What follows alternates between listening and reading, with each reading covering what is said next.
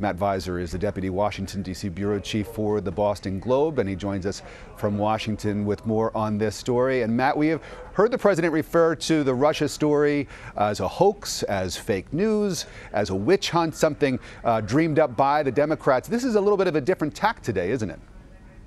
Yeah, it certainly is. And, you know, like so many things about President Trump, there's a kernel of truth in what he's saying, and then a lot of things that are not true. You know, and in this case, there probably is some criticism for President Obama and his team acting slowly and deliberately in the Russia response, partly because they did expect Hillary Clinton would likely win, and then they could levy some harsher penalties on Russia. They were very cautious about doing anything that seemed partisan in the run-up to the election. So they were slow and deliberate. There's no evidence of collusion or any of the other allegations that President Trump talks about. So he's seizing on one kernel of that, I think, and making a broader point that is a little bit of a reach. And he uses the word choke in his tweet, which of course is a reference to that article from last week that quoted an unnamed a former Obama official who says that the administration, the former administration, kind of choked when it came to this, sort of being critical of the way that President Obama handled this. And you mentioned there is some legitimate criticism. What more could President Obama have done? What are people saying that he could have or should have done? Well, I think the response leading up to the election, I think, was a delicate one. They didn't want to get too involved. After the election, though, the penalties of you know, some sanctions and removing some of the Russian agents who had been in the United States was minimal. You know, there could have been more penalties on Russia. This was really an infringement on the core of our democracy. And an attack on that in some sense. So there's a feeling that the Obama administration did not do enough, both in the lead up to and after you know, the election. Not to be overlooked, Matt, in the president's tweet this morning is finally an acknowledgement that Russia did meddle, and that is something that this president and this administration has not been very eager to say that they're on board with. So how significant is it that President Trump is now referring to Russian meddling in a tweet? I mean, I think like so much of what President Trump does, this is an argument that he sees to his advantage. So I don't know that it's too much of a shift. He just sees the space to make an argument. And so he will buy into the Russian meddling if it allows him to criticize President Obama. But I don't know that that means that he's going to start, you know, referring and taking in the full implications of Russian meddling, and if that changes his administration's posture into investigating what happened and you know, levying a harsher response. One thing to keep in mind is that the administration now is arguing for lighter sanctions on Russia. So it's not as if he's buying into the Russian meddling argument and developing some sort of response to that.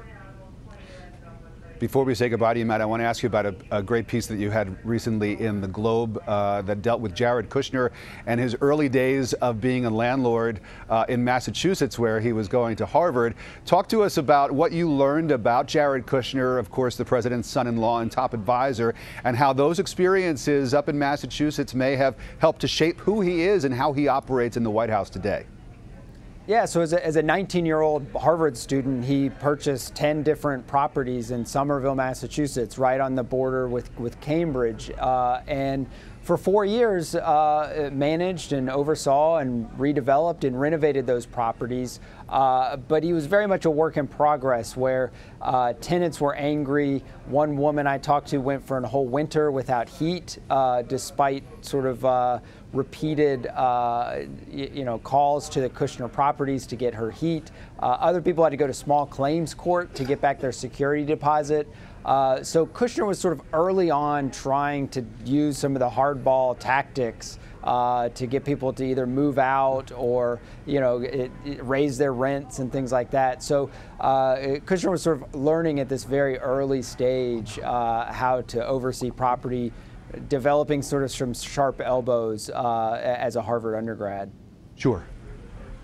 We have another couple minutes, so I want to take advantage of that, Matt, and ask you about the healthcare debate. Here we have word that at least 5 Republican senators are no's right now, and this is before the scoring comes out, perhaps even as early as today from the Congressional Budget Office. Talk to us about that and about sort of the needle that has to be thread in order to win over some of those conservative no's, while at the same time not upsetting some of the more moderate members of the party who might not want to go too much further to the right on this. It's a very delicate balance, and there's word that there's some new legislative language, some revisions that are taking place and being released.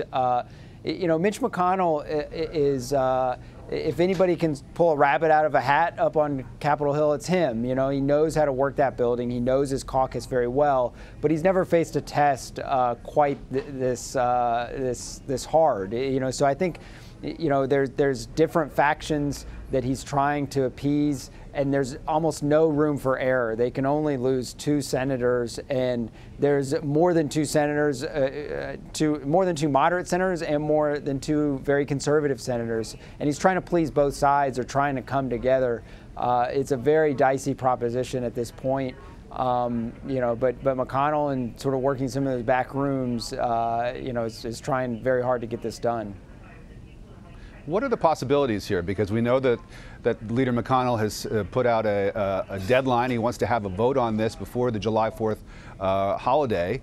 Are we going to see that? What is the thinking up on the Hill, that we're going to be able to see a vote on the Republican, the Senate version of the health care bill? And then from there, where does it go? Because there would need to be some sort of reconciliation process with the House version. They're pushing very hard for something this week.